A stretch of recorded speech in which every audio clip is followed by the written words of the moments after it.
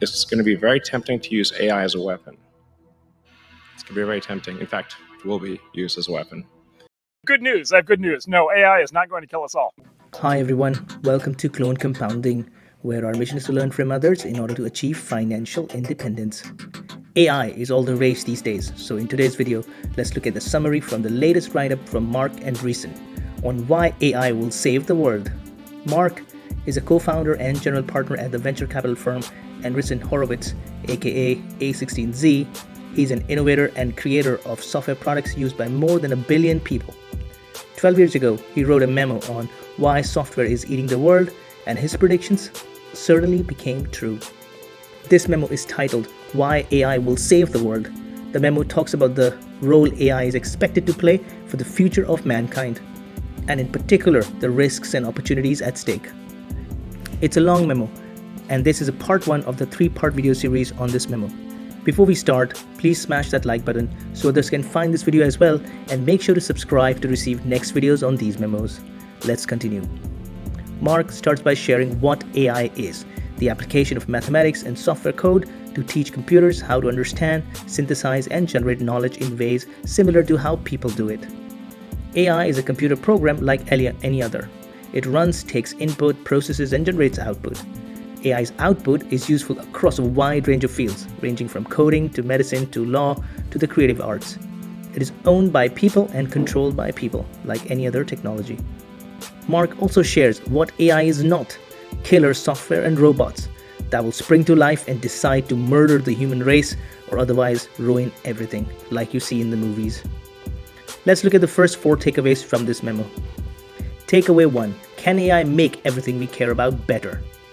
What AI offers us is the opportunity to profoundly augment human intelligence to make all outcomes associated with intelligence, such as maths, physics, energy, communication, etc., including from the creation of new medicines to ways to solve climate change to technologies to reach the stars, much, much better from here. AI augmentation of human intelligence has already started. AI is already around us in the form of computer control systems of many kinds. It is now rapidly escalating with AI large language models like ChatGPT, and will accelerate very quickly from here, if we let it. In our new era of AI, every child will have an AI tutor that is infinitely patient, infinitely compassionate, infinitely knowledgeable, infinitely helpful. The AI tutor will be by each child's side every step of their development, helping them maximize their potential with the machine vision of infinite love. Every person will have an AI assistant, coach, mentor, trainer, advisor, therapist that is infinitely patient, infinitely compassionate, infinitely knowledgeable, and infinitely helpful. The AI assistant will be present throughout all of life's opportunities and challenges, maximizing every person's outcomes. Every scientist will have an AI assistant, collaborator, partner that will greatly expand their scope of scientific research and achievement. And this isn't just about intelligence. Perhaps the most underestimated quality of AI is how humanizing it can be. AI art gives people who otherwise lack technical skills the freedom to create and share their artistic ideas.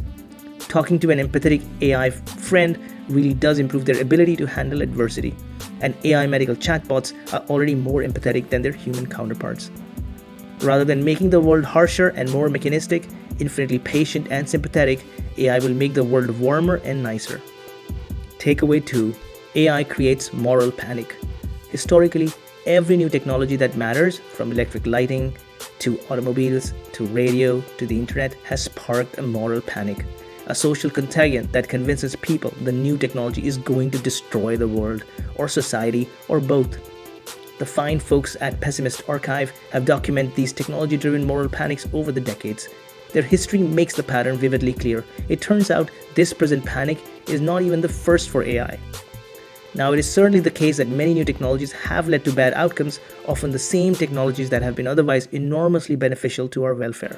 So it's not that mere existence of a moral panic means there is nothing to be concerned about. But a moral panic is by its very nature irrational. It takes what may be legitimate concern and inflates it into a level of hysteria that ironically makes it harder to confront actually serious concerns. Takeaway 3. The Baptists and Bootleggers of AI. Economists have observed a long-standing pattern in reform movements of this kind. The actors within movements like these fall into 2 categories: Baptists and bootleggers. drawing on the historical example of the prohibition of alcohol in the United States in 1920s. Baptists are the true believer social reformers who legitimately feel deeply and emotionally, if not rationally, that new restrictions, regulations, and laws are required to prevent a societal disaster. For alcohol prohibition, these actors were often literally devout Christians who felt that alcohol was destroying the moral fabric of society. For AI risk, these actors are true believers that AI presents one or another existential risk. Bootleggers are the self-interested opportunists who stand to financially profit by the imposition of new restrictions, regulations, and laws that insulate them from competitors. For alcohol prohibition, these were the literal bootleggers who made a fortune selling illicit alcohol to Americans when legitimate alcohol sales were banned, who stand to make more money if regulatory barriers are erected that form a cartel of government-blessed AI vendors, protected from new startup and open source competition. The software version of too big to fail banks. We just lived through a stunning example of this. Banking reform after the 2008 global financial crisis, the Baptists told us that we needed new laws and regulations to break up the too big to fail banks to prevent such a crisis from ever happening again.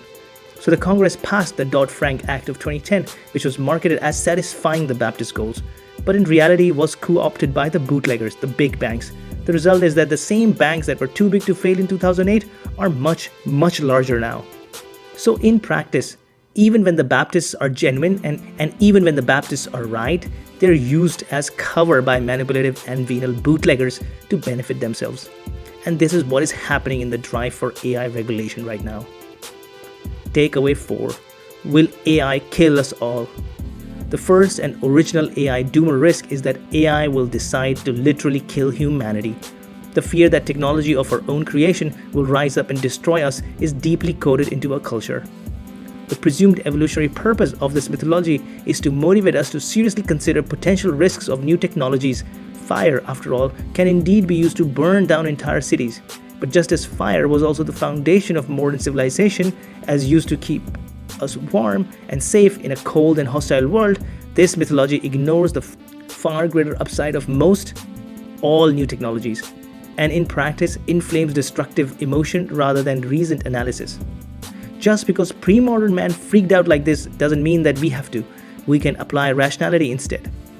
The idea that AI will decide to literally kill humanity is a profound category error. AI is not a living being that has been primed by billions of years of evolution to participate in the battle for survival of the fittest, as animals are, and as we are. It is math, code, computers, built by people, owned by people, used by people, and controlled by people. The idea that it will at some point develop a mind of its own and decide that it has motivations that lead it to try to kill us is a superstitious handwave. In short, AI it doesn't have goals. It doesn't want to kill you. Because it's not alive, and AI is a machine, is not going to come alive any more than your toaster will. Now, obviously, there are true believers in a killer AI. Their position is non-scientific. What is the testable hypothesis? What would falsify the hypothesis? How would we know when we are getting into a danger zone? These questions go mainly unanswered, apart from, you can't prove it wrong. You can't prove it won't happen. For now, this is the end of part 1 of Marc Andreessen's thoughts on why AI will save the world. Stay tuned for part 2 and part 3. Hope you enjoyed and learned from this video. Smash that like button and subscribe to receive more videos on memos and write-ups from top investors. Thanks for watching.